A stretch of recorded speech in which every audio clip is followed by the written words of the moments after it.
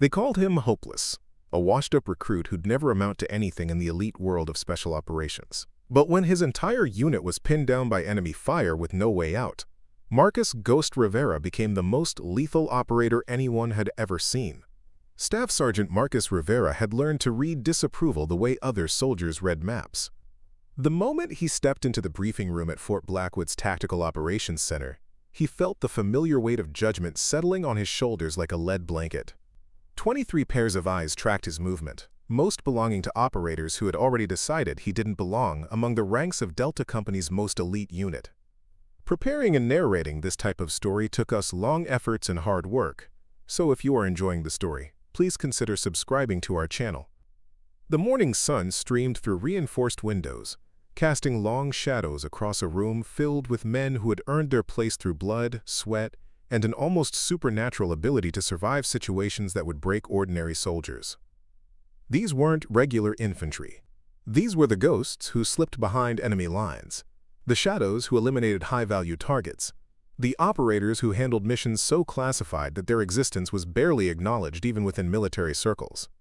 Marcus understood why they stared. At 32, he was older than most recruits by nearly a decade. His service record told a story that most of these operators would consider career poison: 4 different units in 8 years, multiple disciplinary actions, and a medical discharge that should have ended his military career permanently.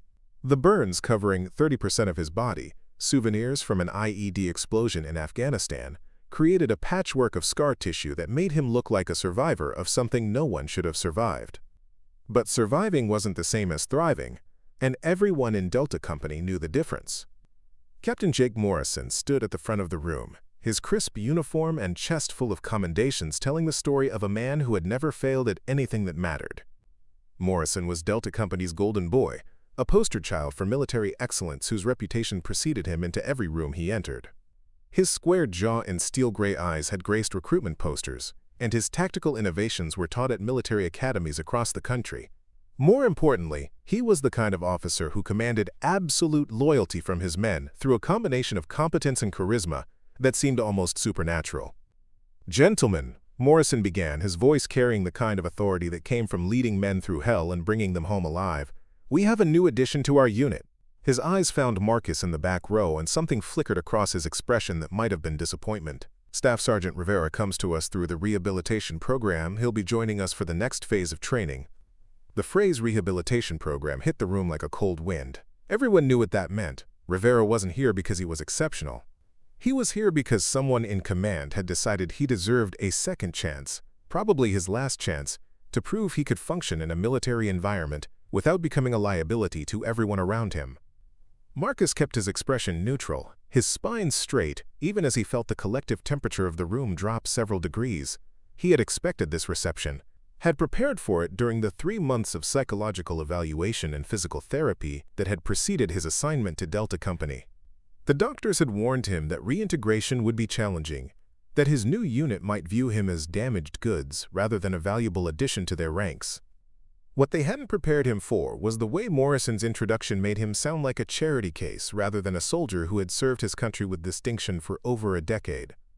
Sergeant First Class Tony Valdez, a compact man with intelligent eyes and the kind of weathered face that spoke of too many missions in too many dangerous places, offered Marcus a brief nod of acknowledgement.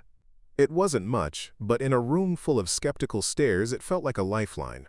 Valdez had a reputation as Morrison's most trusted operator, someone whose opinion carried weight within the unit's informal hierarchy. "Rivera brings some interesting experience to our operations," Morrison continued, consulting a tablet that presumably contained Marcus's service record. "Combat deployments in Iraq and Afghanistan, urban warfare specialization, and extensive experience with improvised explosive devices." The way he said it made those qualifications sound like consolation prizes rather than the hard-earned expertise they represented. Marcus had diffused more IEDs than anyone in the room, had navigated urban combat environments that would have challenged seasoned operators, and had survived situations that had killed better men. But none of that seemed to matter when weighed against the circumstances that had brought him to Delta Company. The other operators exchanged glances that spoke volumes about their expectations. Some looked uncomfortable with Morrison's tone, but none were willing to challenge their commanding officer's assessment. This was Morrison's domain, his kingdom built on a foundation of successful missions and unwavering military discipline. Everyone in the room understood that supporting the new guy meant risking their own standing within the unit's carefully maintained hierarchy. Lieutenant Sarah Chen, one of only 2 female operators in Delta Company, sat in the front row taking notes with mechanical precision. Her presence in the unit was itself remarkable, a testament to skills that had overcome both institutional bias and the physical demands of special operations. She glanced back at Marcus briefly, her expression unreadable but not entirely unsympathetic. "I'm sure Sergeant Rivera will find his place within our operational framework," Morrison said, the words carrying an undertone that suggested he had serious doubts about that possibility. "We'll be starting with basic team integration exercises, moving through tactical scenarios, and building toward the quarterly evaluation that determines permanent assignment status." The quarterly evaluation, Marcus knew what that meant. He had 4 months to prove that he belonged in Delta Company, or he would be transferred to a regular infantry unit where damaged soldiers went to finish out their careers in relative obscurity. It was a test designed to separate the exceptional from the merely competent, and everyone in the room understood the stakes. As the briefing concluded and operators began filing out to prepare for the day's training exercises, Marcus remained seated, reviewing the tactical manuals Morrison had distributed. The material was advanced, assuming a level of operational knowledge that went far beyond standard military training. Night infiltration techniques, advanced marksmanship protocols, psychological operations, and close-quarters combat scenarios that required split-second decision-making under extreme stress. He had studied similar material during his recovery, using the long months of physical therapy to maintain his tactical knowledge and stay current with evolving military doctrine. But studying theory was different from applying it in real-world scenarios, especially when working with a team that viewed him as a potential liability rather than a valuable asset. Sergeant Valdez approached as Marcus gathered his materials, glancing around to ensure they weren't overheard. "Rivera, got a minute?" "Of course, Sergeant." Valdez settled into the chair beside him, his expression thoughtful. "I looked at your file before you arrived. Your record in Afghanistan, the work you did with EOD units, that's solid experience. Don't let Morrison's introduction get under your skin.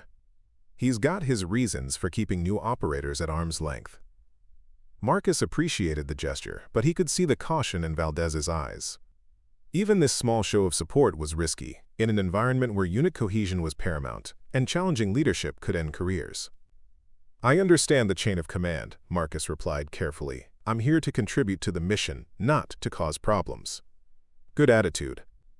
But understand something else, too. This unit has lost people. Good operators who made small mistakes at critical moments. Morrison's not just being difficult for the sake of it.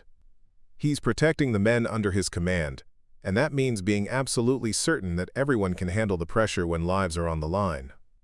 The explanation made sense, but it didn't change the fundamental challenge Marcus faced. He wasn't just competing against abstract standards of excellence. He was competing against the memory of operators who had died because someone, somewhere in the chain of command, had made a judgment error about personnel or capabilities. That evening, Marcus sat in his quarters reviewing operational procedures and tactical scenarios. The room was Spartan, containing only the basic furnishings provided to temporary personnel.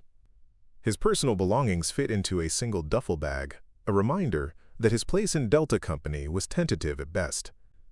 His phone displayed a text message from his sister back in New Mexico. "Heard you got assigned to a new unit. Hope they're treating you better than the last bunch." She didn't know the details of his military service, but she understood enough to worry about his tendency to end up in situations that tested his limits. Marcus stared at the tactical manual spread across his desk, memorizing patrol formations and communication protocols that might mean the difference between mission success and catastrophic failure. Outside his window, he could see other operators conducting night training exercises, their movements coordinated with the kind of precision that came from months of working together as a cohesive unit. He wasn't naive about the challenges ahead. Morrison's skepticism was only the beginning. Over the next 4 months, he would be tested in ways that would push him to his physical and psychological limits. Every mistake would be magnified, every success minimized, every decision scrutinized for evidence that he was either an asset or a liability to Delta Company's operational effectiveness. But Marcus Rivera had survived an IED explosion that should have killed him, had endured months of agonizing recovery, and had fought his way back to active duty against medical advice and institutional resistance. He hadn't come this far to be defeated by the skepticism of operators who judged him based on assumptions rather than performance. Tomorrow would bring the first round of team integration exercises, the beginning of a process that would either prove his worth or confirm Morrison's doubts about his suitability for special operations. As he prepared for sleep, Marcus made a decision that would define everything that followed. He wouldn't just meet Morrison's standards.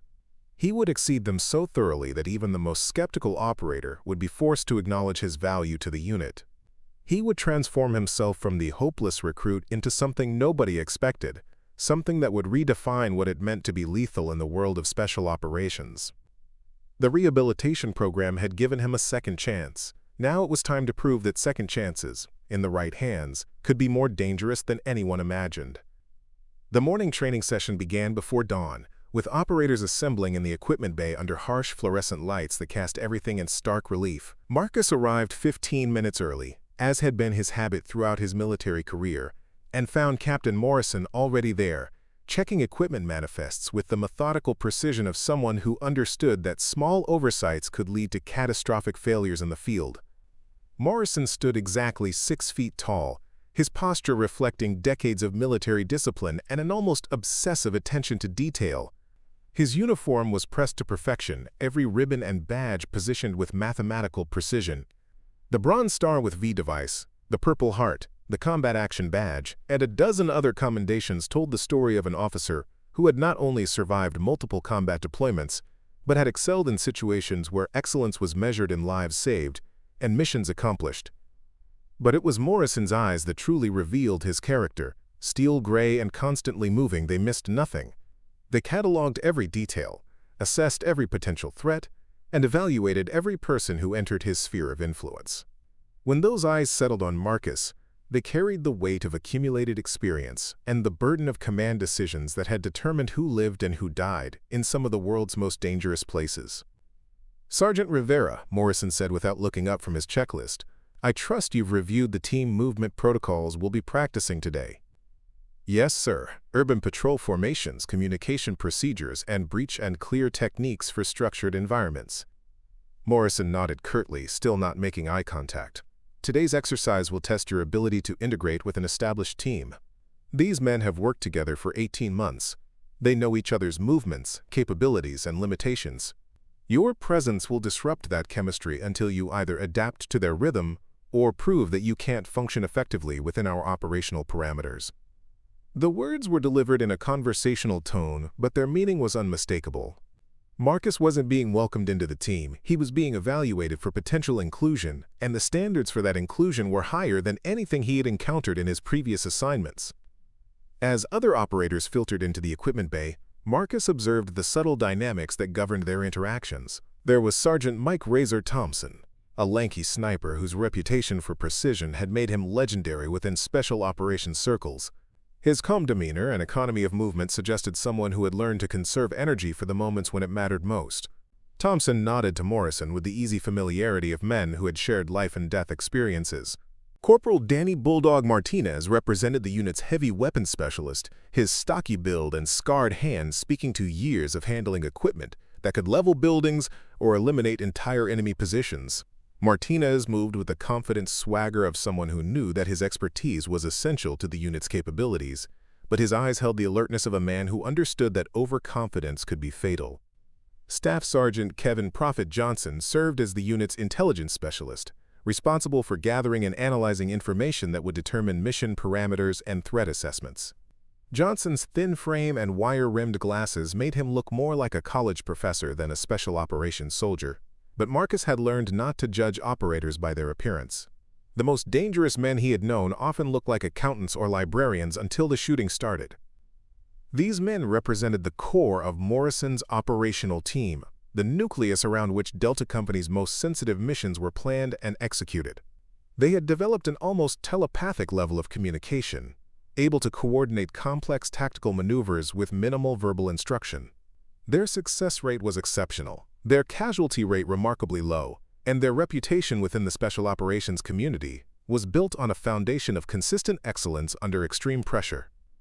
Morrison gestured toward a tactical map displayed on the wall, showing a detailed layout of the training facility's urban warfare complex. Today's scenario involves infiltrating a 3-story structure, neutralizing multiple targets, and extracting with sensitive intelligence materials. Standard search and destroy with intelligence-gathering complications. He turned to face the assembled operators, his gaze lingering on Marcus with particular intensity.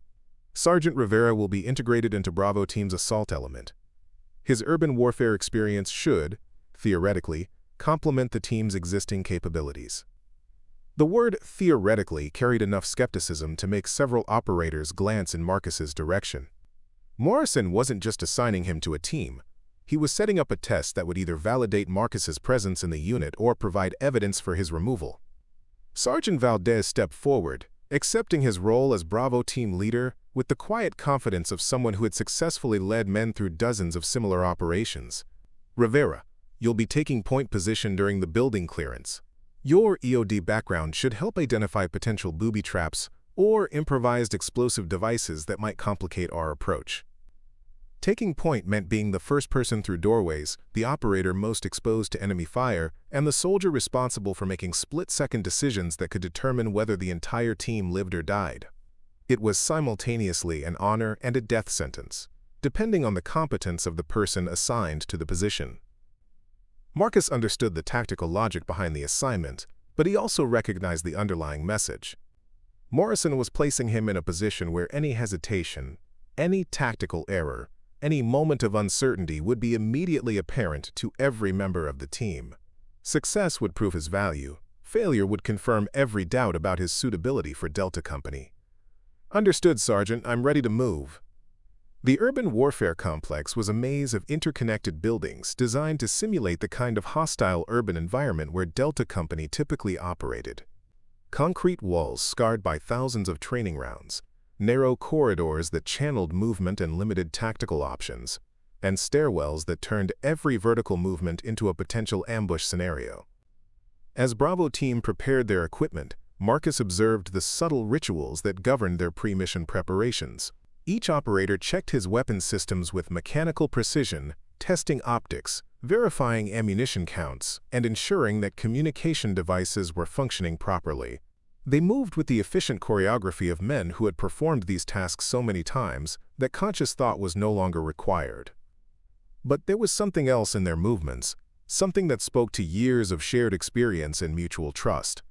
Thompson adjusted Martinez's equipment harness without being asked. Johnson shared intelligence updates with Valdez, using a shorthand communication system that required no explanation. These men didn't just work together. They functioned as a single organism with multiple specialized components. Marcus began his own equipment check, verifying that his rifle was properly zeroed, that his tactical vest contained the appropriate mix of ammunition and medical supplies, and that his communication headset was synchronized with the team's frequency. The familiar weight of combat equipment felt reassuring, a reminder that his basic military skills remained intact despite the months of recovery and rehabilitation. Morrison's voice crackled through their headsets as the exercise commenced. "Bravo, team, you are cleared for infiltration. Rules of engagement are weapons-free on all designated targets. Time limit is 25 minutes from initial breach to extraction. Any questions?" Valdez responded with characteristic brevity. "Bravo team ready. Initiating approach." The team moved through the urban complex with the fluid precision of seasoned professionals. Marcus took his position at the front of the formation, his rifle raised and ready as they approached the target building. Behind him, he could feel the presence of his teammates, their movements coordinated to provide overlapping fields of fire and mutual support. The first floor clearance proceeded without incident. Marcus moved through doorways with calculated aggression, sweeping corners and identifying threats with the systematic approach he had developed during his previous combat deployments. His teammates flowed behind him like water, filling spaces he had cleared and covering angles he couldn't address simultaneously. But as they approached the stairwell leading to the second floor, Marcus detected something that made his blood run cold. A faint metallic scent in the air, barely perceptible but unmistakable to someone who had spent years working with explosive devices. The training facility used simulated threats, but this smelled like actual explosive compounds. He raised his fist, the universal signal for immediate halt, and the team froze in place. Behind him, Valdez's voice came through the headset with quiet urgency. "Rivera, what's your assessment?" Marcus approached the stairwell with extreme caution, his nose guiding him toward the source of the chemical signature he had detected. There, attached to the underside of the third step, was a device that looked exactly like the improvised explosive devices he had encountered in Afghanistan. Wires, battery pack, pressure plate trigger mechanism, and enough explosive material to kill everyone within a 15-foot radius. "IED on the stairwell," he whispered into his microphone. "Third step, pressure plate trigger. This isn't a training device, this is live ordnance." The team exchanged glances that conveyed a mixture of professional concern and grudging respect. Marcus had just identified a threat that could have killed all of them, but more importantly, he had done it using expertise that none of them possessed. His scarred hands and damaged reputation were suddenly less important than his ability to keep them alive in a situation where their standard training was insufficient. Valdez keyed his microphone to contact Morrison. "Control, Bravo team has identified live explosive device in the training facility, requesting immediate EOD support and exercise termination." Morrison's response came after a pause that seemed to last forever. "Bravo team, maintain position. Do not attempt to neutralize the device. Support personnel are en route." As they waited for the explosive ordnance disposal team to arrive, Marcus found himself at the center of a different kind of attention. His teammates were no longer looking at him as a liability or a rehabilitation case. They were looking at him as the man who had just saved their lives, using skills they didn't have, and experience they couldn't replicate. The realization was slowly dawning on all of them that Marcus Rivera might not be the hopeless case Morrison had described. He might be something else entirely, a weapon that nobody had bothered to properly evaluate. The discovery of live ordnance in the training facility sent shockwaves through Delta Company's command structure, but the reverberations hit Marcus in ways that had nothing to do with the explosive device itself. Over the following days, a pattern emerged that was far more insidious than any bomb. Systematic exclusion disguised as standard operating procedure. It began with the smallest gestures. When Marcus entered the mess hall for breakfast, conversations didn't stop abruptly like they had during his first week. Instead, they continued in lowered voices, creating an invisible barrier that was somehow more isolating than outright hostility. Tables that had empty seats suddenly seemed full when he approached, not through any obvious rejection, but through the subtle body language of operators who found their coffee cups more interesting than acknowledging his presence. Himmelspassen. Morrison's attitude had shifted as well, but not in the direction Marcus had hoped. The captain's skepticism had transformed into something more calculated, more personal. During equipment inspections, Morrison would spend extra time examining Marcus's gear, asking detailed questions about maintenance procedures and operational readiness that he didn't pose to other operators. The scrutiny felt less like standard leadership and more like a search for evidence to support a predetermined conclusion. "Sergeant Rivera," Morrison announced during the morning briefing 3 days after the IED incident, "you'll be assigned to support operations for this week's field exercises. Equipment maintenance, communications backup, and logistical coordination." The assignment hit Marcus like a physical blow. Support operations meant he would be excluded from the tactical training that determined advancement within Delta Company. While other operators practiced advanced infiltration techniques and close-quarters combat scenarios, he would be checking radio batteries and inventorying ammunition. It was a professional death sentence disguised as administrative necessity. Sergeant Thompson, the sniper whose respect Marcus thought he had earned, avoided eye contact during the announcement. Corporal Martinez studied his tactical manual with unusual intensity. Even Sergeant Valdez, who had shown initial support, seemed to find the briefing room's ceiling architecture fascinating. The message was clear. Supporting Marcus meant risking their own standing within Morrison's carefully maintained hierarchy. The isolation became more pronounced during informal gatherings where real information was shared and operational strategies were discussed. After official briefings ended, Morrison would huddle with his core team members. reviewing classified intelligence reports and discussing tactical modifications that could mean the difference between mission success and catastrophic failure. These conversations happened in plain sight, but Marcus might as well have been invisible for all the inclusion he received. Lieutenant Chen made several attempts to bridge the gap, offering to review tactical procedures during off-duty hours and asking for his assessment of various operational scenarios. Her efforts were noticed by other operators, but rather than encouraging broader acceptance, they seemed to generate subtle pressure for her to maintain appropriate professional distance. The unspoken rule was becoming clear. Associating with Marcus Rivera was a career risk that most operators weren't willing to take. The exclusion extended beyond social dynamics into professional development opportunities. When advanced marksmanship training was announced, Marcus's name wasn't on the roster. When specialized communications equipment arrived for evaluation, he wasn't included in the familiarization sessions. When guest instructors from other special operations units came to share expertise in urban warfare techniques, Marcus found himself assigned to inventory duty in a different building entirely.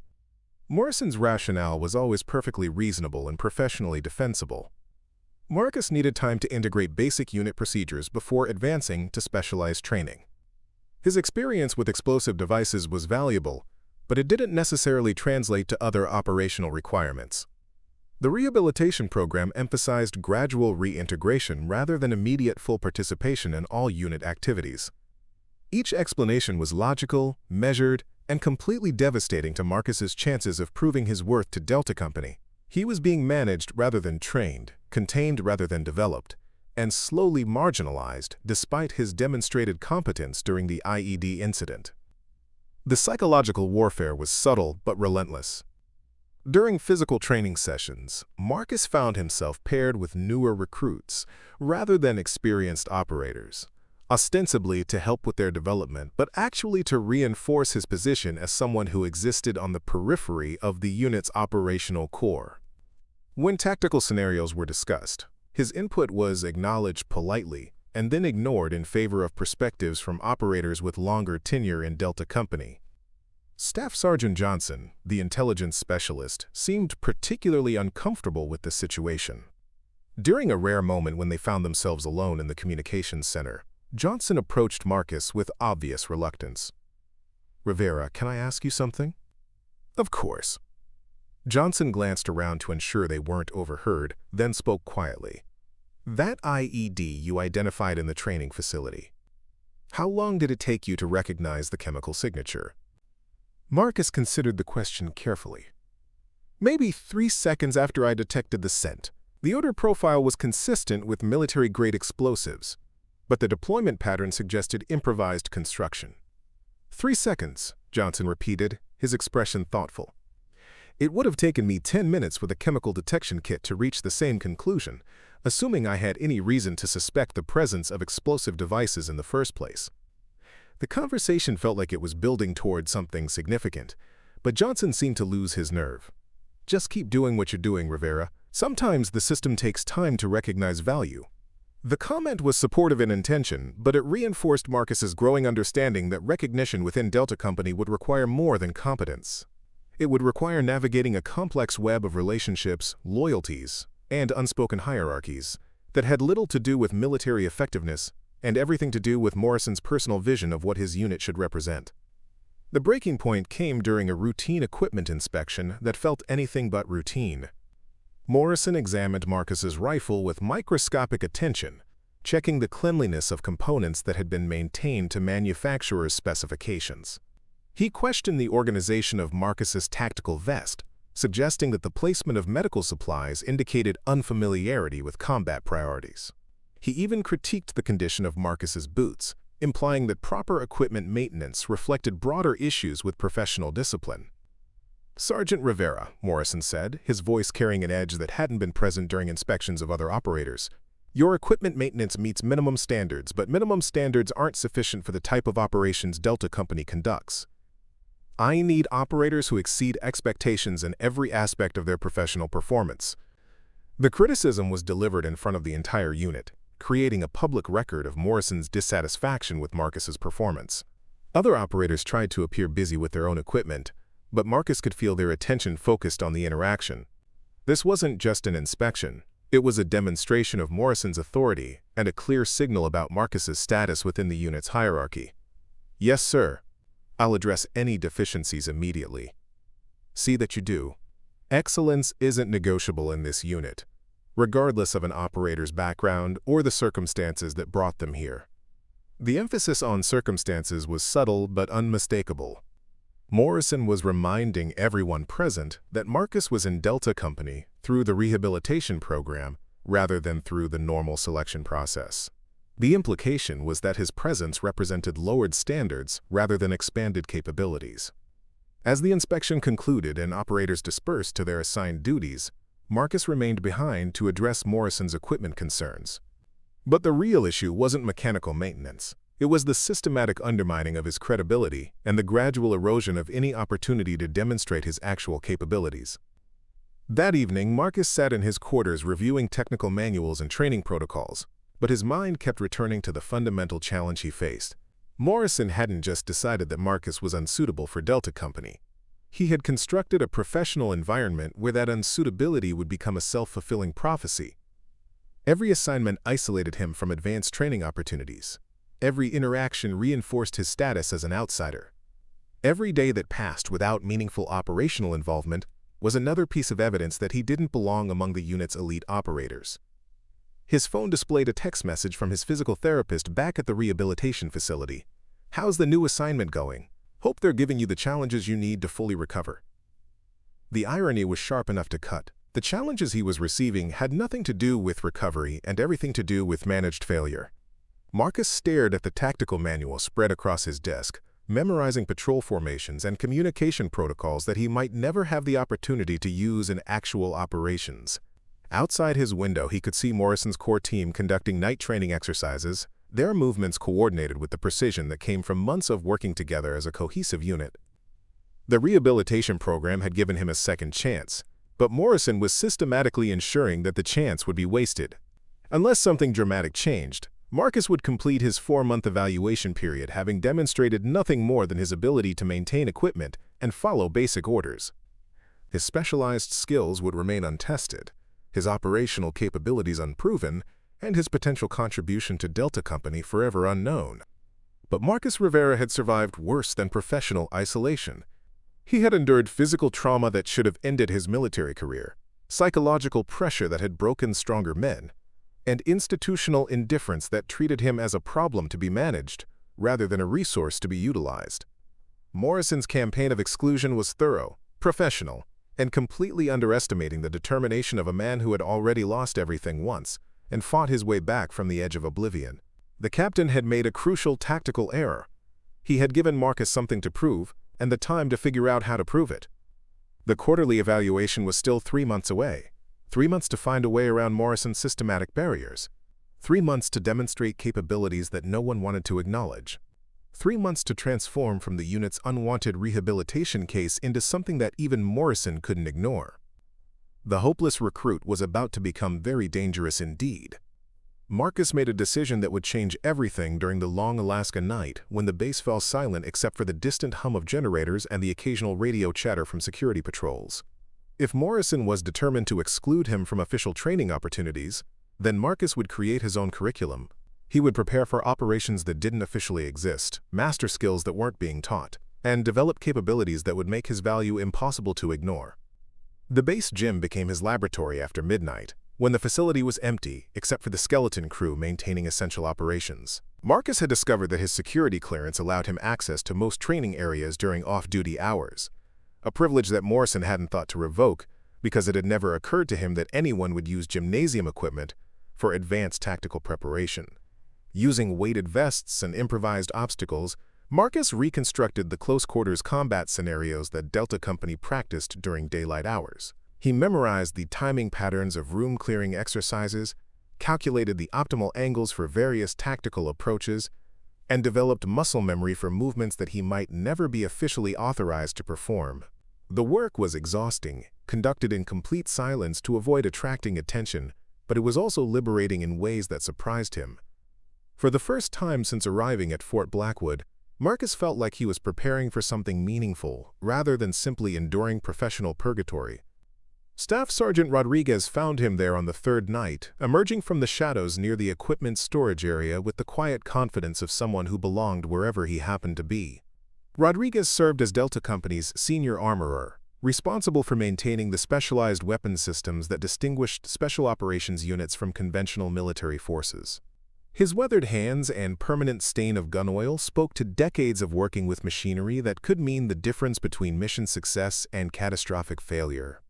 "Sergeant Rivera," Rodriguez said, settling onto a bench near where Marcus was practicing tactical reloads with unloaded weapons. "Mind if I ask what you're working on?" Marcus paused his training routine, uncertain whether Rodriguez's presence represented curiosity or official scrutiny. "Just maintaining proficiency, Sergeant. Didn't want my skills to deteriorate while I'm handling support operations." Rodriguez nodded slowly, his expression thoughtful. "That's smart thinking. Skills atrophy fast when they're not being used regularly." He paused, studying Marcus's improvised training setup with professional interest. "I've been working on some modifications to our standard weapon configurations. Might be interesting to get input from someone with your explosive ordnance background." The conversation felt like it was moving towards something significant, but Rodriguez seemed to be choosing his words carefully. Marcus had learned to recognize the signs of someone navigating the complex social dynamics that governed relationships within highly classified military units. "What kind of modifications?" "Weapons systems optimized for operations in confined spaces where standard tactical approaches might not be feasible. Scenarios where operators need to neutralize threats while simultaneously dealing with potential explosive hazards." Rodriguez's eyes met Marcus's directly.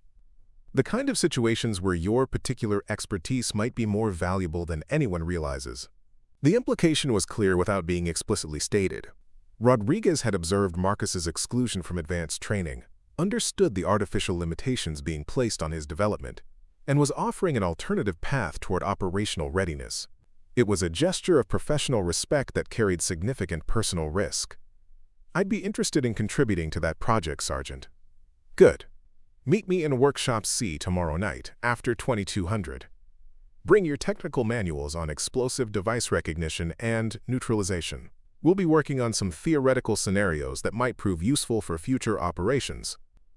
Rodriguez left as quietly as he had arrived, but his offer represented the first crack in Morrison's systematic isolation campaign. Marcus had found an ally, someone willing to provide access to advanced training even if that training couldn't be officially acknowledged or recorded. Workshop C occupied a secure section of the base's technical facilities, surrounded by equipment that represented the cutting edge of military weapons technology. Rodriguez had transformed the space into a comprehensive training environment, complete with tactical simulators, weapon modification stations, and target systems that could replicate the complex scenarios Delta Company encountered during actual operations. "This is impressive, Sergeant. How long have you been developing this facility?" "About 6 months," Rodriguez replied, activating a computer system that displayed three-dimensional tactical scenarios. "Started when I realized that our standard training wasn't adequately preparing operators for the kind of hybrid threats we're encountering in the field, urban environments where conventional tactics meet unconventional weapons systems." The scenarios Rodriguez had developed were remarkably sophisticated, incorporating real-world intelligence about enemy capabilities and deployment patterns. More importantly, they addressed the specific challenges that arose when Special Operations Forces encountered improvised explosive devices during close-quarters combat situations. "These scenarios," Marcus said, studying the tactical displays with growing excitement, "they're based on actual mission parameters." "Theoretical mission parameters," Rodriguez corrected carefully, "but theoretical scenarios based on comprehensive intelligence analyses and lessons learned from other special operations units." He activated a simulation that showed a multi-story building with complex interior layouts and multiple threat indicators. "What's your assessment of the explosive hazards in this environment?" Marcus studied the display, his mind automatically cataloging the signatures that indicated potential IED placement. "Stairwells are primary concern, obviously. But I'd also be worried about doorway approaches here and here, where debris patterns suggest prepared positions. The real danger is this corridor intersection where multiple approach routes converge." "Exactly what I was thinking. Now, how would you modify our standard breach and clear procedures to account for those hazards?" The question opened a floodgate of tactical analysis that had been building inside Marcus for months. Finally, someone was asking for his professional opinion, rather than simply managing his presence within the unit. Rodriguez listened with the intensity of a man who understood that the theoretical scenarios they were discussing might become very real very quickly. They worked together for 3 hours, developing tactical approaches that integrated explosive ordnance expertise with advanced combat techniques. Rodriguez shared intelligence about weapon systems that weren't discussed in official briefings, while Marcus contributed insights about threat recognition that could only come from years of experience in hostile environments. "Rivera, I want you to understand something," Rodriguez said as they concluded their session. "The work we're doing here isn't officially sanctioned, but it's not prohibited either. There's a difference between unauthorized training and unauthorized activities. What we're developing might become very important very soon." The comment carried implications that Marcus didn't fully understand, but Rodriguez's tone suggested the Delta Company was preparing for operations that would require exactly the kind of hybrid expertise they had been discussing. "Sergeant, can I ask you something directly?" "Shoot. Why are you doing this? Helping me develop skills that Morrison doesn't want me to have." Rodriguez was quiet for a moment, cleaning weapon components with the mechanical precision of long practice. "Because I've seen what happens when good operators are wasted due to politics or personal bias. And because I think Morrison is making a mistake that could cost lives when it matters most." The statement was as close to insubordination as any soldier could come, without crossing the line into formal misconduct. Rodriguez was putting his own career at risk to provide Marcus with opportunities that should have been available through official channels. "I won't let you down, Sergeant." "I know you won't, but understand that this training comes with responsibilities. If you develop capabilities that exceed your official assignment parameters, you might find yourself in situations where you have to choose between following orders and doing what's necessary to complete the mission." The warning was prophetic in ways that neither of them could have anticipated. Over the following weeks, Marcus split his time between official support duties and clandestine advanced training with Rodriguez. During daylight hours, he maintained radio equipment and inventoried supplies with the mechanical efficiency that Morrison demanded. But during evening hours, he developed expertise in tactical scenarios that pushed the boundaries of conventional special operations doctrine. Rodriguez introduced him to other personnel who operated in the shadows of Delta Company's official structure. Master Sergeant Williams, a demolitions expert whose knowledge of explosive devices exceeded anything taught in standard military courses. Sergeant First Class Park, a communications specialist who had developed innovative techniques for maintaining contact during operations in hostile electronic environments. Technical Sergeant Brooks, a medic whose combat casualty treatment protocols had saved lives in situations where conventional medical training would have been inadequate. These men represented a parallel hierarchy within Delta Company, professionals whose expertise was essential to the unit's success, but whose contributions often went unrecognized in official reports. They had noticed Marcus's exclusion from advanced training and had collectively decided that his potential shouldn't be wasted due to Morrison's personal biases. The informal training network they created was remarkably comprehensive, covering every aspect of special operations work that Morrison's official curriculum ignored or minimized. Marcus learned advanced surveillance techniques, sophisticated communication protocols, and tactical approaches that integrated multiple operational specialties into cohesive mission strategies. More importantly, he began to understand the broader context of Delta Company's mission parameters. The unit wasn't just conducting routine special operations. They were preparing for scenarios that involved state-level threats, terrorist organizations with access to military-grade equipment, and situations where conventional tactical approaches would be insufficient. "Rivera," Master Sergeant Williams said during one of their explosive ordnance sessions, "I want you to look at this intelligence summary. Tell me what you see." The document contained photographs and technical specifications for improvised explosive devices that were far more sophisticated than anything Marcus had encountered during his previous deployments. The construction techniques suggested professional military training, the components indicated access to advanced materials, and the deployment patterns revealed tactical knowledge that went beyond typical insurgent capabilities. "These aren't being built by conventional terrorist cells," Marcus said, studying the evidence with growing concern. "The technical sophistication suggests state sponsorship or involvement by personnel with formal military explosive ordnance training. That's our assessment too. And if our intelligence is accurate, Delta Company might be deploying against threats that require exactly the kind of expertise you bring to the table. The revelation recontextualized everything Marcus had experienced since arriving at Fort Blackwood. Morrison's skepticism wasn't just personal bias. It was a tactical error that could compromise Delta Company's effectiveness during operations where explosive ordnance expertise would be essential for mission success.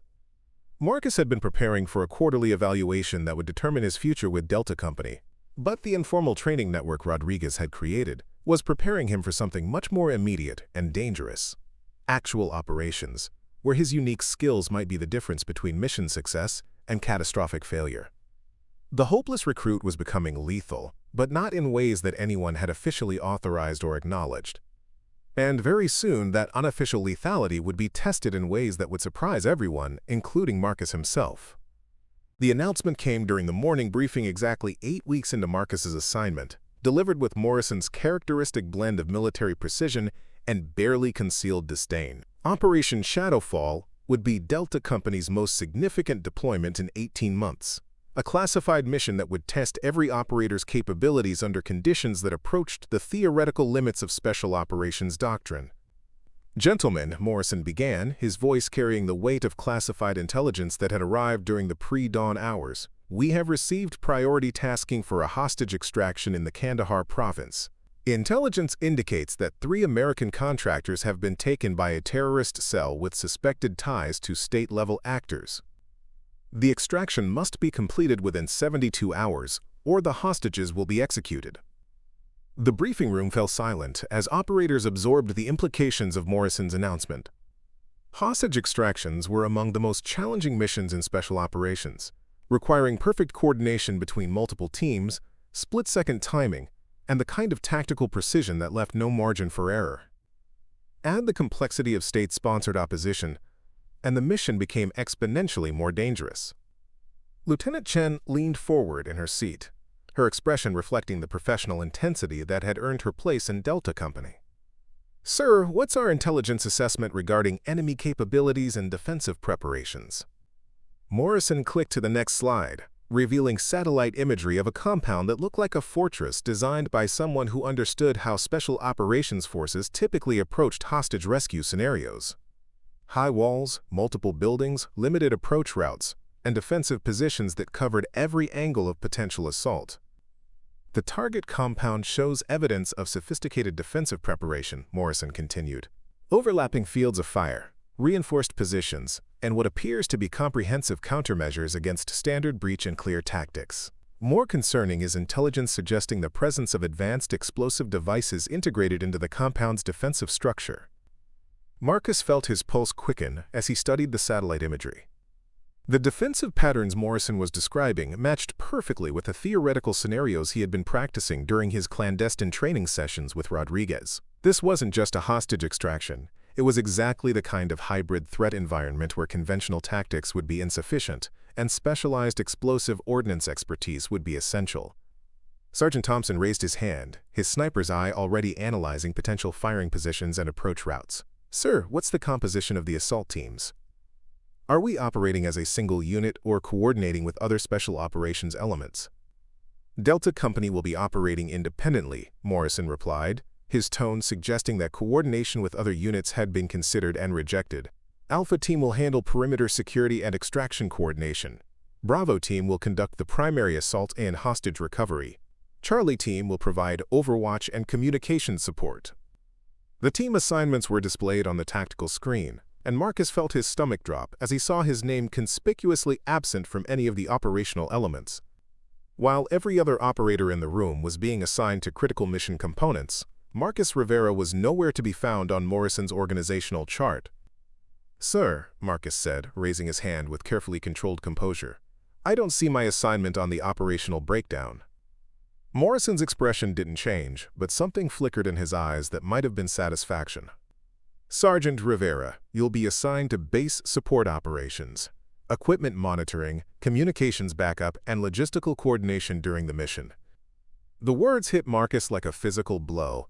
After 8 weeks of preparation, after demonstrating his explosive ordnance expertise during the training facility incident, after developing advanced tactical skills through his clandestine training with Rodriguez, He was being excluded from the most important mission Delta Company had received in over a year. "Major, with respect," Marcus said, his voice steady despite the anger building inside his chest, "my explosive ordnance background and urban warfare experience directly address the intelligence concerns you've identified. The compound's defensive structure suggests the presence of IEDs and booby traps that could compromise the assault team's approach."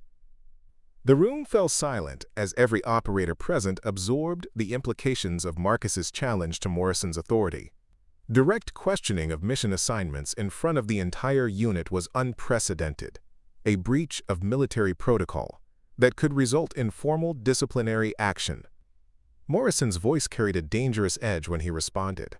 "Sergeant Rivera, your recommendations are noted but not requested.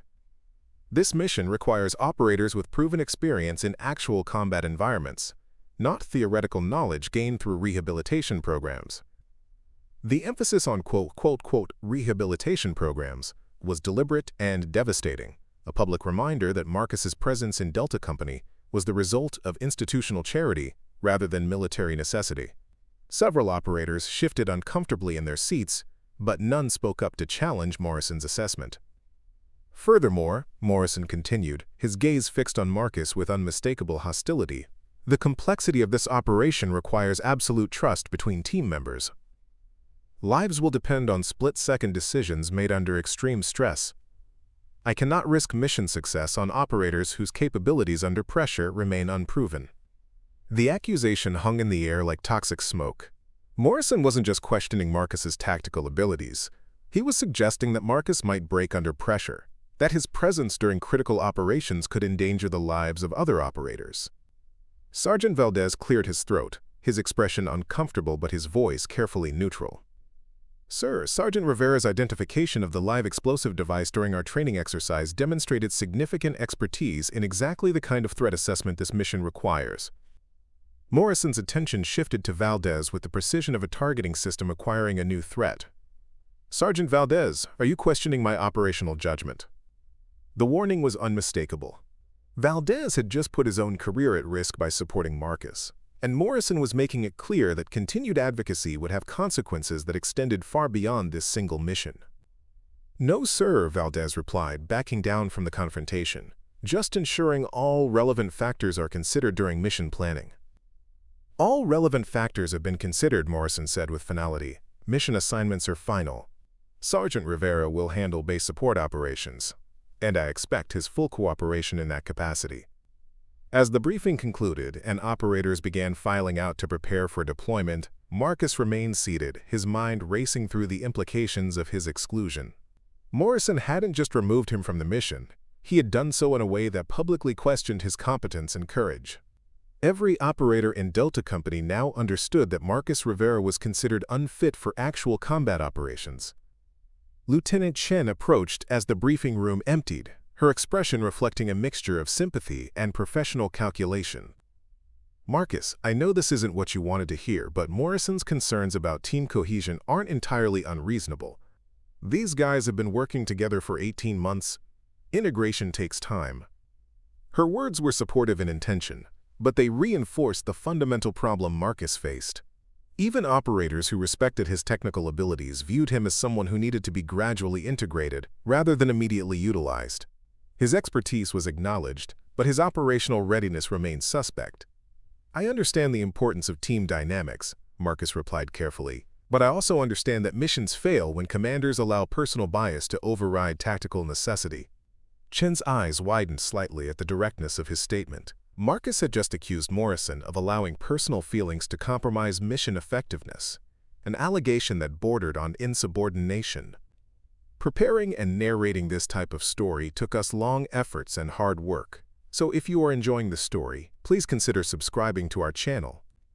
Be careful, Marcus. Morrison has a long memory and a lot of influence within the special operations community. You don't want to make an enemy of someone who could end your military career with a single phone call. The warning was well-intentioned, but it missed the crucial point. Morrison had already decided to end Marcus's military career. The exclusion from Operation Shadowfall wasn't just about this single mission. It was about establishing a pattern of operational unsuitability that would justify Marcus's removal from Delta Company during his quarterly evaluation. Econ. That evening, Marcus found Rodriguez in Workshop C, surrounded by weapons and equipment being prepared for deployment. The senior armorer was conducting final inspections on the specialized gear that would accompany Delta Company to Afghanistan, his weathered hands moving with the precision of someone who understood that mechanical failures could be fatal in combat environments. "Rodriguez," Marcus said quietly, "I need to ask you something directly." "Go ahead." "The intelligence Morrison briefed about explosive devices in the target compound. How accurate do you think that assessment is?" Rodriguez paused his equipment inspection, his expression growing thoughtful. "Based on the classified reports I've seen, I think Morrison's understating the threat. The intelligence suggests defensive preparations that go far beyond typical insurgent capabilities. We're talking about military-grade explosive devices integrated into structural defenses by people who understand how special operations forces typically approach target compounds." The confirmation of Marcus's worst fears sent a chill through his chest. Delta Company was deploying against threats that exceeded their standard tactical capabilities, and Morrison was excluding the one operator whose expertise directly addressed those threats. "Rodriguez, what happens if the assault teams encounter IEDs that they're not equipped to handle?" "Then people die," Rodriguez replied with brutal honesty. "And the mission fails in ways that could have strategic implications beyond the immediate loss of life." The two men stared at each other across the workshop, both understanding the implications of a conversation that approached the boundaries of military protocol. Rodriguez was suggesting that Morrison's command decisions were tactically unsound, while Marcus was questioning whether personal bias was compromising operational effectiveness. "Rivera, I want you to understand something," Rodriguez said, his voice dropping to barely above a whisper. "The equipment you helped me modify, the tactical scenarios we've been practicing, the expertise you've developed through our training sessions, that preparation wasn't theoretical. It was specific to the kind of threats Delta Company is about to encounter." The revelation recontextualized everything Marcus had experienced over the past several weeks. Rodriguez hadn't been providing alternative training out of personal sympathy. He had been preparing Marcus for Operation Shadowfall, anticipating that Morrison's bias would exclude Marcus from official mission preparation, while simultaneously recognizing that the mission's success might depend on Marcus's unique capabilities. "Are you saying that Morrison is making a mistake that could get people killed?" Rodriguez was quiet for a long moment, weighing his words carefully. "I'm saying that sometimes good commanders make bad decisions for personal reasons, and sometimes those decisions have consequences that extend far beyond the individuals involved." The conversation ended there, but its implications continued reverberating through Marcus's mind as he prepared for another night of exclusion while his teammates deployed to face threats that he was uniquely qualified to address. Morrison had drawn his line in the sand, publicly questioning Marcus's capabilities and excluding him from Delta Company's most important mission. But the captain had made a crucial tactical error. He had underestimated the determination of a man who had already survived impossible odds and who understood that sometimes the most important battles were fought by soldiers who refused to accept the limitations others placed on them. Operation Shadowfall would proceed without Marcus Rivera's official participation, but before it was over, everyone involved would understand that exclusion and irrelevance were very different things. The breaking point arrived at 0347 hours on a Tuesday morning when the emergency klaxon shattered the pre-dawn silence at Fort Blackwood. Marcus bolted upright in his bunk, his combat instincts immediately recognizing the specific alarm pattern that indicated a real-world crisis rather than training exercise. 3 long blasts, pause. 3 short blasts, pause, repeat. Emergency deployment protocol for situations requiring immediate Delta Company response. Within minutes, operators were streaming into the briefing room in various states of dress, their professional training overriding any disorientation from being awakened in the middle of the night. Morrison appeared at the podium, looking haggard but alert, his uniform hastily assembled but his bearing reflecting the kind of command presence that emerged automatically during genuine crises. "Gentlemen, we have a developing situation that requires immediate response," Morrison announced, his voice cutting through the residual confusion of operators still processing the transition from sleep to combat readiness. E-class. Intelligence reports indicate that a high-value target previously thought to be dead has been confirmed alive and is currently located in a compound approximately 200 kilometers from our planned Operation Shadowfall target zone. The room erupted in whispered conversations as operators absorbed the implications of Morrison's announcement. High-value targets were the terrorist leaders whose elimination or capture could significantly disrupt enemy operations across entire regions. The opportunity to neutralize such a target during an already planned deployment was the kind of tactical windfall that could define careers and save countless lives. Lieutenant Chen raised her hand, her tactical mind already working through the operational complexities. "Sir, what's the intelligence confidence level, and what's our window for engagement?" Morrison clicked to a satellite image showing a fortified compound that looked like it had been designed by someone intimately familiar with American special operations tactics. Multiple buildings, overlapping defensive positions, and approach routes that channeled any assault force into predetermined kill zones. "Intelligence confidence is high," Morrison replied.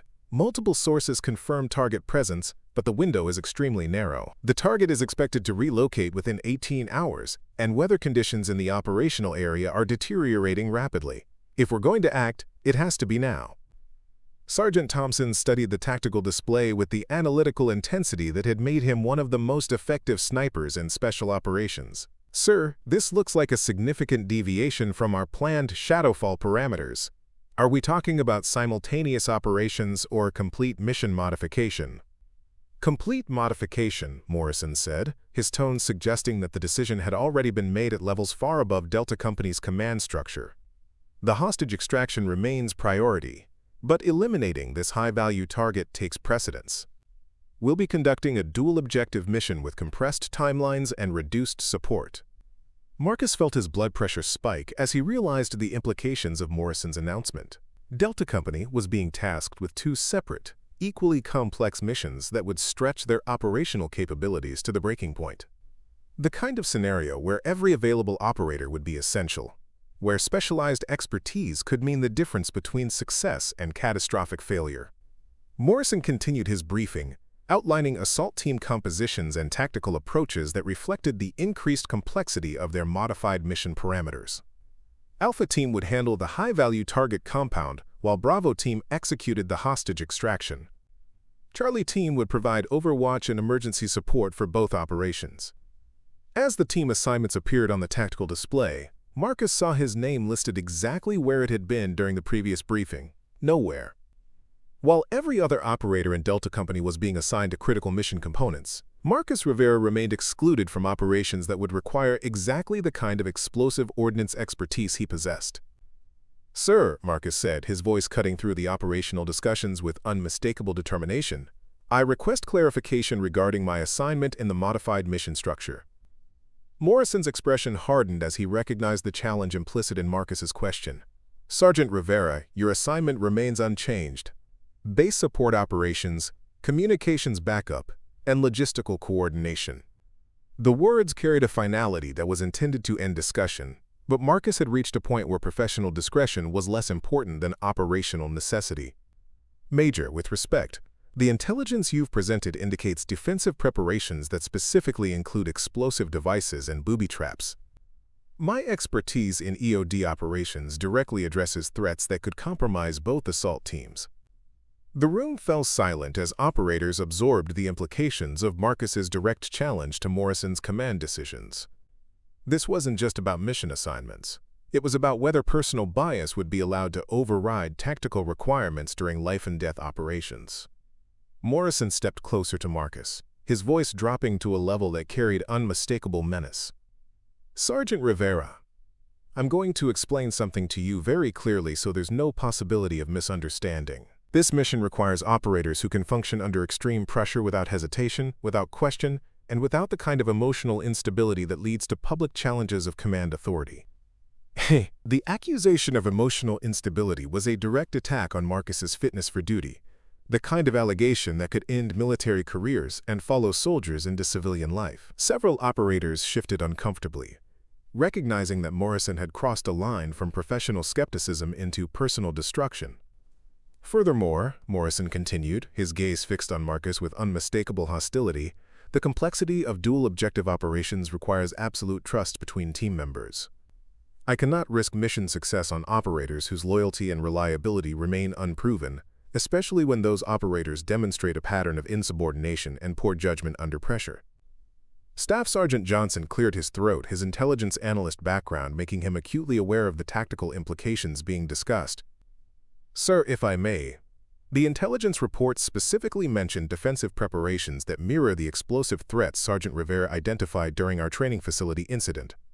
His expertise might be— Sergeant Johnson, Morrison interrupted, his voice carrying a warning that ended discussion immediately. Your role is intelligence analysis, not tactical planning. I suggest you focus on your assigned responsibilities, rather than questioning command decisions based on incomplete information. The rebuke was sharp enough to make Johnson step back from the conversation, but Marcus noticed something in the intelligence specialist's expression that suggested disagreement with Morrison's assessment. Other operators were beginning to recognize that Morrison's exclusion of Marcus wasn't based on tactical considerations but on personal bias that could compromise mission effectiveness. Sergeant Valdez made one final attempt to bridge the gap between tactical necessity and command authority.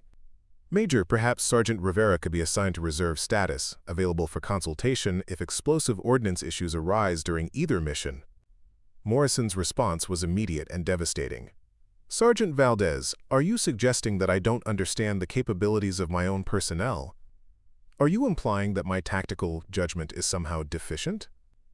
The questions were rhetorical, but they carried implications that could destroy Valdez's career within Delta Company. Morrison wasn't just defending his command decisions. He was using his authority to silence any operator who dared question his exclusion of Marcus from mission-critical operations. No, sir, Valdez replied, backing down from a confrontation that could only end badly for him. I was simply ensuring all available resources are considered. All relevant resources have been considered, Morrison said with finality. Mission assignments are final, and I expect complete compliance from every member of this unit. As the briefing concluded, and operators began preparing for immediate deployment, Marcus found himself alone in the briefing room, staring at tactical displays that showed missions he wouldn't be allowed to participate in, despite possessing expertise that could be essential for their success. Lieutenant Chen approached as the room emptied, her expression reflecting a mixture of sympathy and professional frustration. Marcus, I know this is difficult, but Morrison's concerns about unit cohesion aren't entirely unreasonable. These operations require operators who can neutralize explosive devices without getting everyone killed, Marcus interrupted, his voice carrying an edge that Chen had never heard before. They require expertise that Morrison is excluding because he's more concerned with proving a point than completing the mission. Chen's eyes widened at the directness of Marcus's accusation.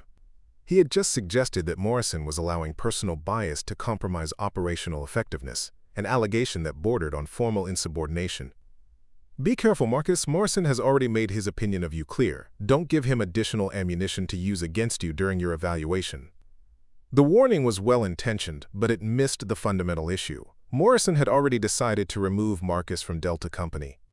The exclusion from these critical missions wasn't about protecting the unit. It was about establishing a pattern of operational unsuitability that would justify Marcus's removal regardless of his actual capabilities. That evening, as Delta Company prepared for deployment, Marcus sat in his quarters reviewing intelligence reports that he had accessed through channels that Morrison probably didn't know existed. The classified assessments painted a picture of defensive preparations that were far more sophisticated than anything Morrison had discussed during his briefings. The target compounds weren't just fortified. They were specifically designed to counter American special operations tactics using explosive devices that suggested professional military training. The kind of threats that would require exactly the expertise Marcus had developed through years of EOD work and months of advanced training with Rodriguez. His phone buzzed with a text message from Rodriguez. Equipment modifications complete. Workshop C, 2,300 hours. Important discussion required. The message was cryptic, but Marcus understood its implications. Rodriguez had information that couldn't be shared through official channels. Intelligence that related to the missions Marcus was being excluded from. Workshop C was darker than usual when Marcus arrived, with only essential lighting activated to avoid attracting attention. Rodriguez was waiting near a workbench covered with weapons and equipment that didn't match standard Delta Company configurations. Rivera, Rodriguez said without preamble, I've been reviewing the classified intelligence reports for both target sites. The defensive preparations are more sophisticated than Morrison indicated during his briefing. How much more sophisticated? Rodriguez activated a secure computer terminal, displaying technical specifications that made Marcus's blood run cold. We're talking about military-grade explosive devices integrated into structural defenses by people who understand exactly how Delta Company typically approaches target compounds. IEDs positioned to eliminate entire assault teams. Booby traps designed to trigger during specific phases of building clearance operations. The intelligence was devastating in its implications. Delta Company was deploying against threats that exceeded their standard tactical capabilities, and Morrison was excluding the one operator whose expertise could address those threats. Rodriguez, what happens if the assault teams encounter these devices without proper EOD support? Then we lose operators, Rodriguez replied with brutal honesty. Good men die because command decisions were based on personal bias rather than tactical necessity. The two men stared at each other across the workshop, both understanding that they were discussing the possibility of preventable casualties caused by Morrison's refusal to utilize available expertise. Rivera, I need to tell you something that doesn't leave this room, Rodriguez said, his voice dropping to barely above a whisper. The equipment modifications we've been working on, the tactical scenarios we've practiced, the expertise you've developed, all of that preparation was specific to these exact missions. The revelation hit Marcus like a physical blow. Rodriguez hadn't been providing alternative training out of personal sympathy. He had been preparing Marcus for operations that he knew Marcus would be excluded from, understanding that exclusion and irrelevance were very different things. Are you saying Morrison is making a command error that could get people killed? I'm saying that sometimes good commanders make bad decisions for personal reasons, Rodriguez replied carefully. And sometimes those decisions create situations where other people have to make choices about what's more important, following orders or saving lives. The conversation ended there, but its implications continued reverberating through Marcus's mind as he prepared for another day of exclusion while his teammates deployed to face threats that he was uniquely qualified to address.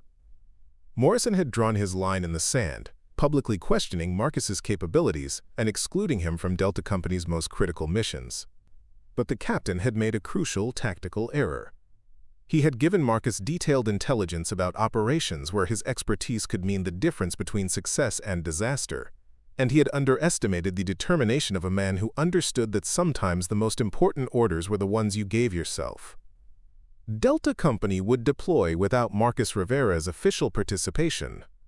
But before the missions were complete, everyone involved would learn that exclusion was a command decision, while effectiveness was a personal choice. The call came at 0312 hours, crackling through the emergency communication system with the kind of static that indicated transmission from a hostile environment under extreme conditions. Marcus was in the base communications center, officially monitoring routine radio traffic as part of his assigned support duties, when Morrison's voice cut through the white noise with unmistakable urgency. Base Control, this is Delta Actual. We have casualties and require immediate medical evacuation. Repeat, we have casualties and need immediate medevac support.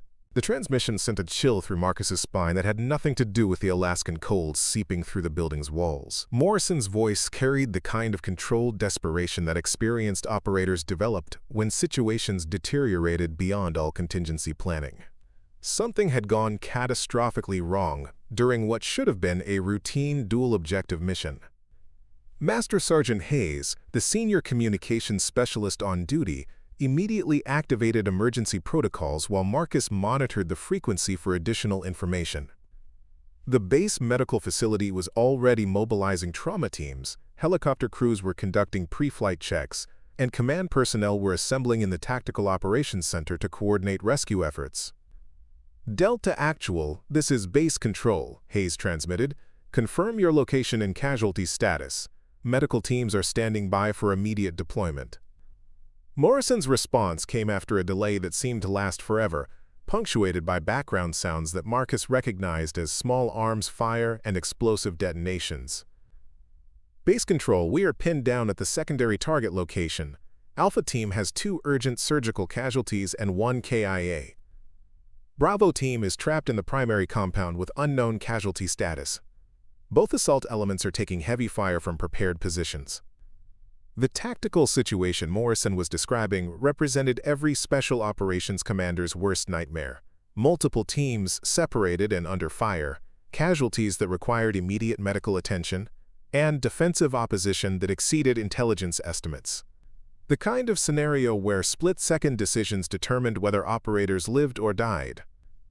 "Sir," Hayes said, turning to Marcus with an expression that reflected years of combat experience, "this sounds like they walked into a trap. Multiple prepared positions, coordinated defensive fire, casualties in both assault elements. Someone knew they were coming." Marcus felt his stomach drop as he absorbed the implications of Hayes's assessment.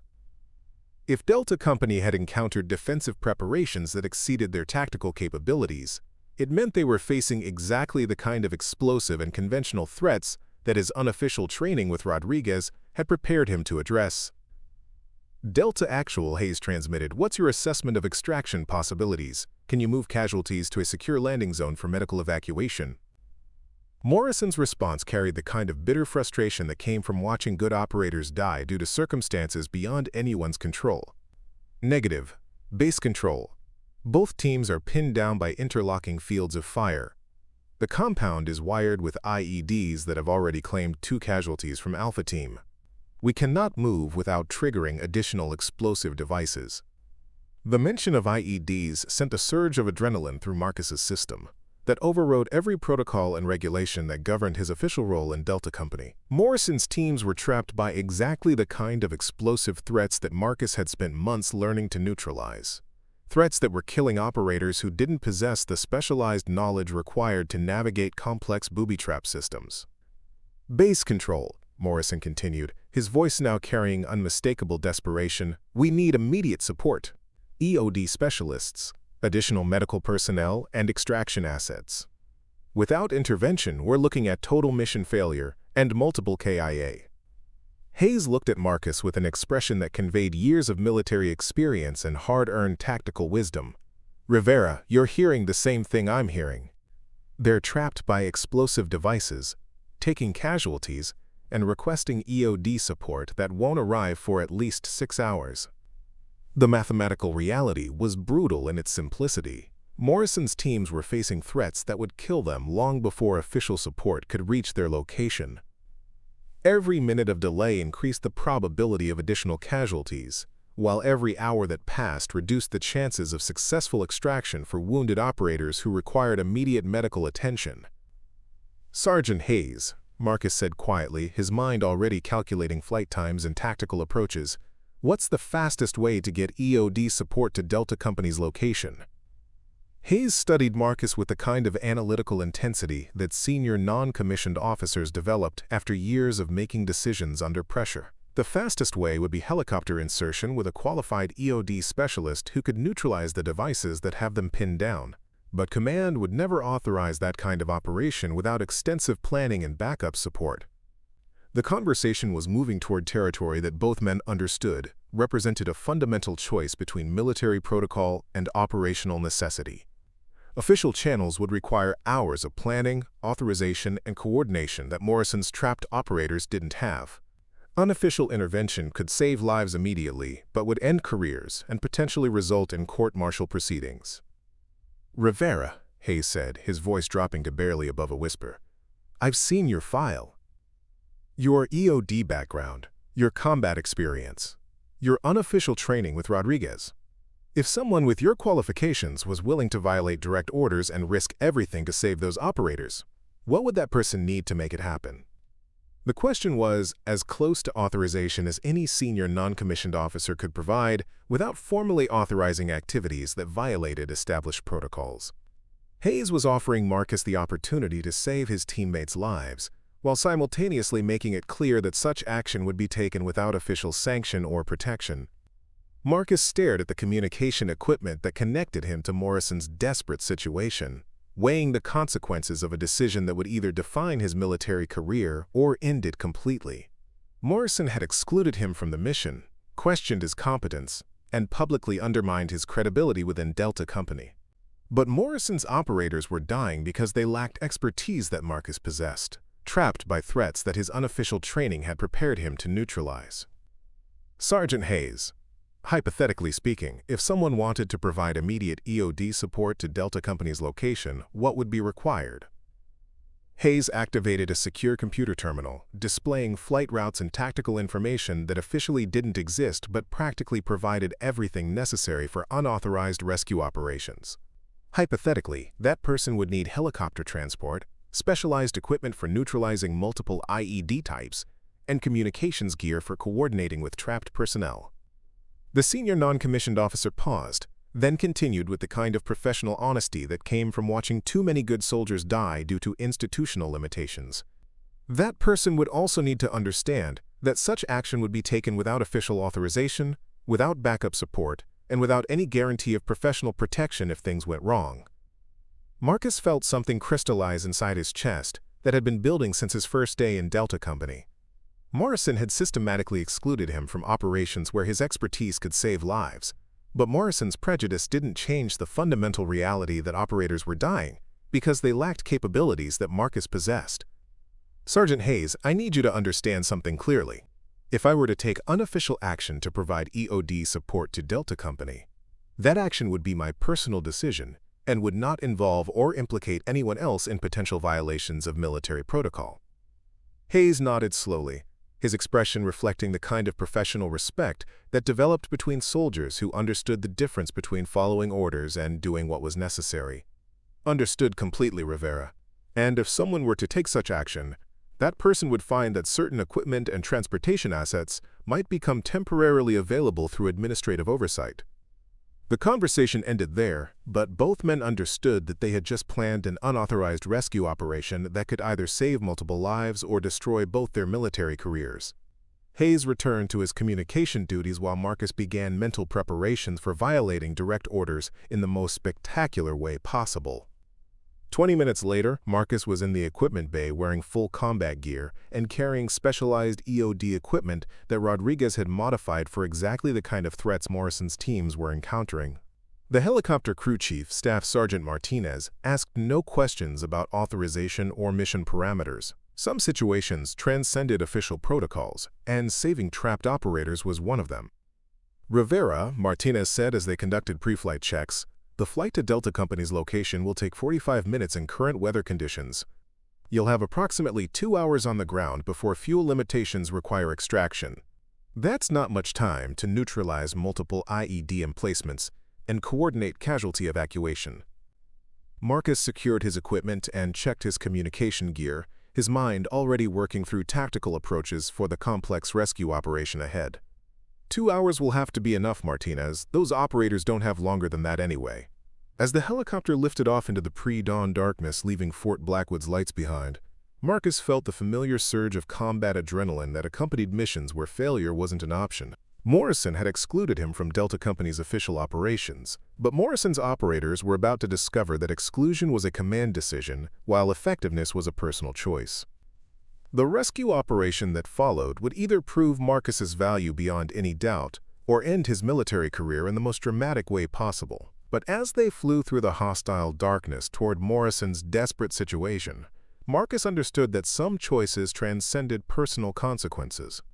Morrison had called him hopeless, unsuitable for real operations, a rehabilitation case who couldn't be trusted under pressure. In approximately 45 minutes, Morrison would discover exactly how dangerous hopeless people could become when the lives of good operators hung in the balance.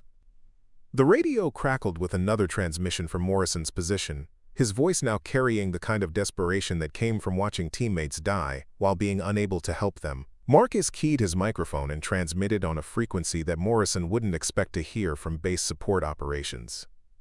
Delta Actual, this is Rivera. I'm approximately 30 minutes from your location with full EOD capabilities. Prepare your teams for immediate explosive ordnance neutralization and casualty evacuation. The silence that followed his transmission lasted long enough for Marcus to wonder if Morrison would refuse unauthorized assistance rather than accept help from the operator he had systematically excluded from Delta Company's operations. Finally, Morrison's voice came through the static with a mixture of relief and disbelief that Marcus would never forget. Rivera, please confirm you are authorized for immediate tactical support. Marcus looked out at the hostile landscape rushing past below the helicopter, calculating the tactical approaches he would use to neutralize the explosive devices that had Morrison's teams trapped, and made a decision that would change everything. Delta Actual, authorization is irrelevant. Your operators are dying, and I'm the only person available who can keep that from happening. Prepare for immediate intervention. The transmission ended there, but its implications would reverberate through Delta Company long after the immediate crisis was resolved. Marcus Rivera was about to prove that the hopeless recruit could become the most lethal operator anyone had ever seen, but first, he had to survive violating direct orders to save the lives of men who had never wanted his help. The helicopter descended through pre-dawn darkness toward a landscape that looked like hell had opened its gates and invited everyone inside. Marcus could see muzzle flashes erupting from multiple positions around two separate compounds, the strobing light revealing defensive positions that had been prepared by someone who understood exactly how American Special Operations Forces approached target elimination. Staff Sergeant Martinez brought the aircraft down in a rocky clearing approximately 800 meters from the nearest compound, far enough to avoid direct fire but close enough for Marcus to reach Morrison's trapped teams before their tactical situation deteriorated beyond recovery. The rotor wash kicked up clouds of dust and debris that provided momentary concealment as Marcus grabbed his equipment and prepared to enter a combat environment where every step could trigger an explosive device. "Rivera," Martinez shouted over the engine noise, "I can hold this position for exactly 90 minutes before fuel limitations require extraction. After that, you're on your own until we can arrange additional support." Marcus shouldered his EOD kit and checked his rifle one final time, his mind already shifting into the analytical mode that had kept him alive during years of diffusing improvised explosive devices in hostile territories. 90 minutes will have to be enough. If I'm not back by then, extract without me, and send the casualty reports to whoever handles notifications for operators who don't officially exist. The comment was intended as dark humor, but both men understood its underlying truth. Marcus was about to violate direct orders, abandon his assigned duties, and risk everything to save operators who had never wanted his assistance. If the rescue attempt failed, his military career would end in disgrace. If it succeeded, his career might end anyway due to the insubordination required to make success possible. Marcus moved through the rocky terrain with the deliberate caution of someone who understood that speed was essential but survival required patience. The area between his landing zone and Morrison's positions was exactly the kind of terrain where defensive forces typically placed early warning devices, tripwires, and remote detonated explosives designed to eliminate rescue attempts before they could develop into serious threats. His EOD training had taught him to read landscapes for signs of human modification, to identify the subtle indicators that suggested the presence of buried devices or concealed threats. The approach route to the first compound showed evidence of recent digging, suspicious objects that might be camouflaged explosives, and sight lines that would allow defenders to observe and engage anyone attempting rescue operations. Marcus activated his tactical radio on the frequency Morrison's teams were using for internal communication. "Delta Actual, this is Rivera. I'm approximately 600 meters from your position and beginning approach. I need immediate briefing on the explosive threats that have your teams pinned down." Morrison's response came through static that indicated his radio was operating under difficult conditions, probably damaged by the firefight that had trapped his operators in defensive positions they couldn't abandon without triggering additional casualties. "Rivera, Alpha Team encountered pressure plate devices during building entry that killed Sergeant Williams and wounded Corporals Zhang and Davis. The wounds are serious, but both casualties are stable for now. Bravo Team is trapped in the second compound by what appears to be a comprehensive network of tripwire and remote detonated devices." The tactical situation Morrison described was exactly the kind of complex threat Marcus had trained to address during his unofficial sessions with Rodriguez. Multiple explosive device types, integrated defensive systems, and wounded operators who required immediate medical attention but couldn't be moved without triggering additional explosions. "Delta Actual, I need specific information about device placement and triggering mechanisms. Can you provide visual confirmation of explosive components or wiring patterns?" Marcus continued his careful advance while Morrison consulted with his trapped operators, gathering the technical intelligence that would determine whether the rescue attempt had any chance of success. The landscape around him showed increasing evidence of defensive preparation, with cleared fields of fire that would expose any rescue attempt to concentrated enemy weapons fire. Rivera, Morrison transmitted after consulting with his teams. Alpha Team reports pressure plates connected to buried charges, approximately 6 devices covering the main approach routes to their building.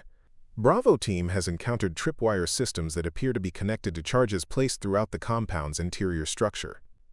The intelligence confirmed Marcus's worst fears about the defensive preparations his teammates were facing. The explosive devices weren't random obstacles. They were components of a comprehensive defensive system designed by someone with professional military training and extensive knowledge of American tactical approaches. Marcus reached a position approximately 200 meters from the first compound where he could observe the tactical situation through his rifle scope. Morrison's Alpha Team was pinned down in a 3-story building, taking sporadic fire from defensive positions that prevented movement toward their wounded operators. The building's surroundings showed clear evidence of disturbed earth where pressure plate devices had been buried to prevent rescue attempts. Alpha Team, this is Rivera. I can see your position and the approximate locations of the pressure plate devices. I'm going to neutralize the explosives that have you trapped, but I need you to provide covering fire to suppress the defensive positions that are engaging your building. Staff Sergeant Thompson's voice came through the radio with the calm professionalism that had made him one of Delta Company's most effective operators. Rivera, understand that we can provide limited covering fire, but our ammunition is running low and we cannot expose ourselves for extended periods without risking additional casualties. Marcus began his approach to the first compound, moving with the methodical precision of someone who understood that a single mistake would trigger explosions that would kill him instantly, while simultaneously eliminating any possibility of rescue from Morrison's trapped teams. His EOD training had taught him to think like the enemy, to anticipate how defensive explosives would be positioned and triggered to achieve maximum psychological and tactical impact. Marcus began his approach to Bravo Team's compound, moving through terrain that showed even more extensive defensive preparation than the area around Alpha Team's position. The ground was scarred by recent excavation, suggesting a comprehensive network of buried explosives designed to eliminate any rescue attempt. His radio crackled with Morrison's voice, carrying a mixture of professional respect and personal amazement that had been absent from all their previous interactions. Rivera, your tactical approach is exceeding all expectations. How did you acquire the expertise necessary for this kind of complex EOD operation? The question reflected a fundamental change in Morrison's assessment of Marcus's capabilities. The captain who had excluded Marcus from official operations was now witnessing explosive ordnance expertise that exceeded anything available through standard military training. Delta Actual, I had excellent teachers who understood that expertise becomes lethal when it's developed by people who refuse to accept limitations. The comment carried implications that Morrison would need time to fully process, but the immediate tactical situation required all attention focused on completing the rescue operation before enemy forces regrouped and eliminated the opportunities Marcus was creating. The improvised distraction device detonated exactly on schedule, creating an explosion that illuminated the entire area while simultaneously drawing enemy fire away from Morrison's trapped operators. In the chaos that followed, Marcus began the most dangerous phase of the rescue operation, neutralizing the network of tripwire devices that had Bravo Team trapped in a building that could become their tomb if the explosive obstacles weren't cleared with perfect precision.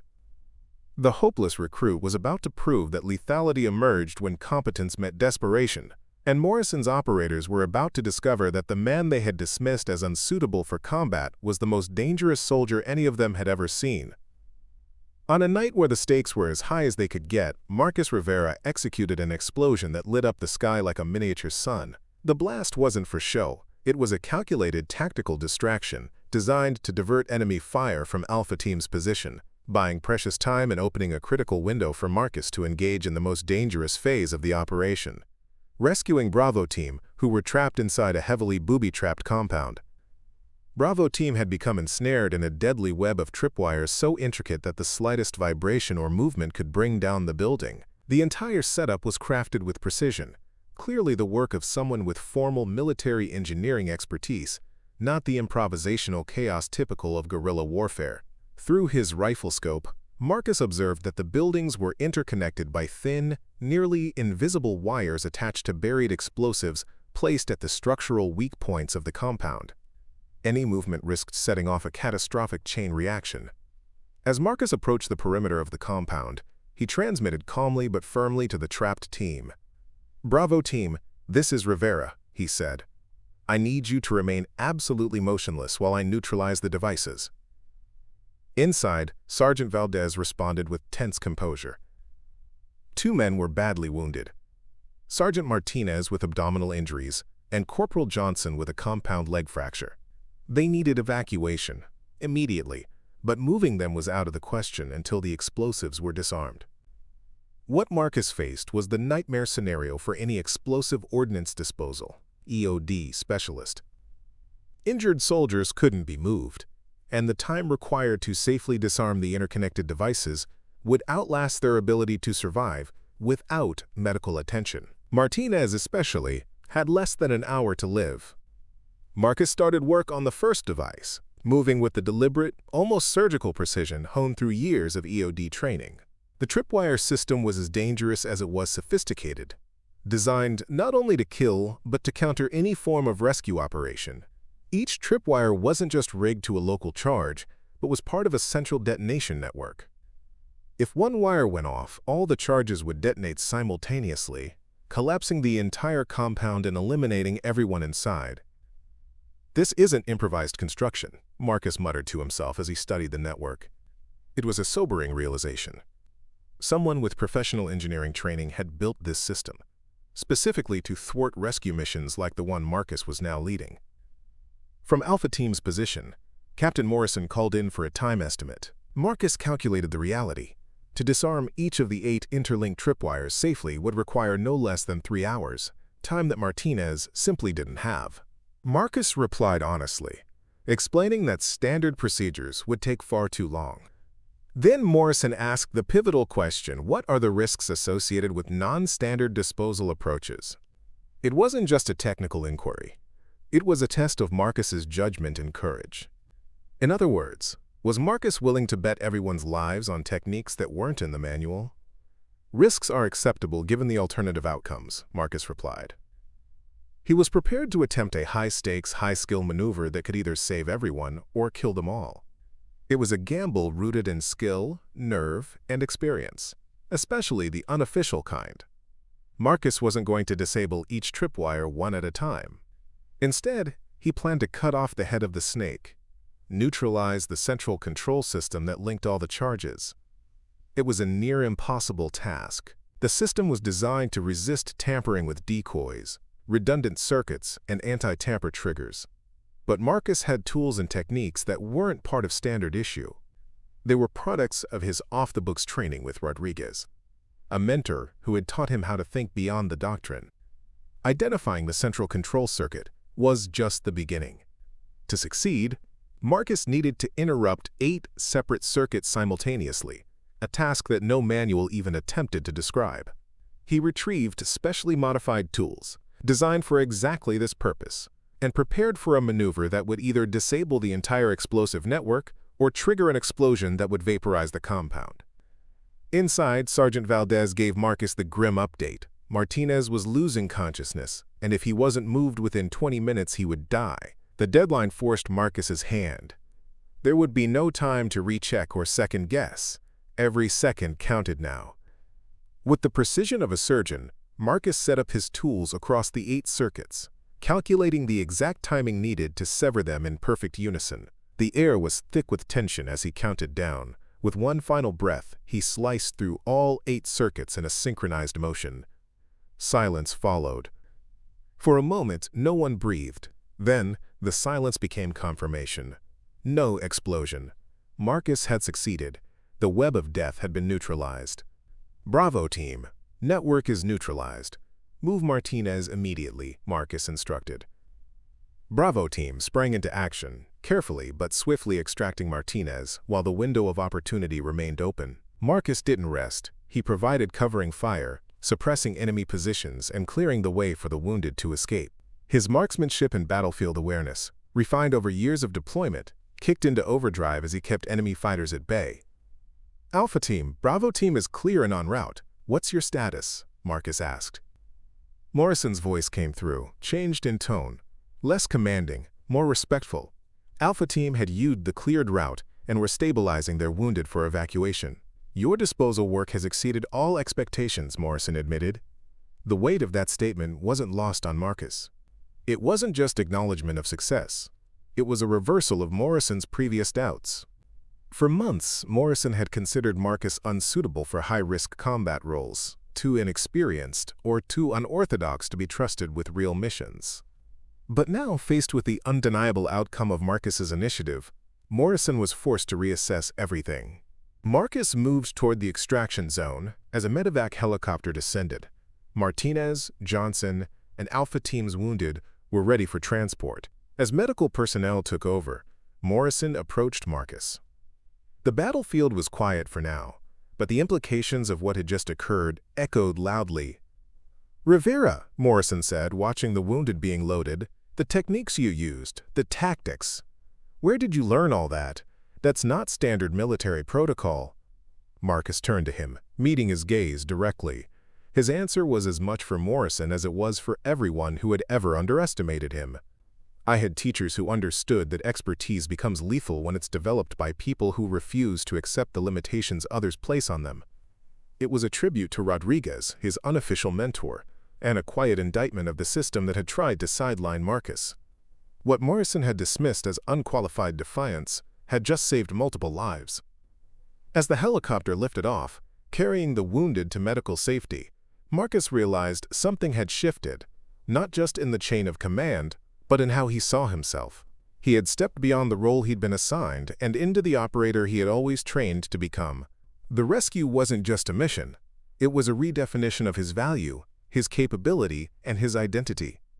Morrison, once a critic, now looked at him differently. No longer as the misfit operator, but as the man who just performed an impossible rescue through a combination of nerve, innovation, and extraordinary skill. The mission had altered the dynamic between them permanently.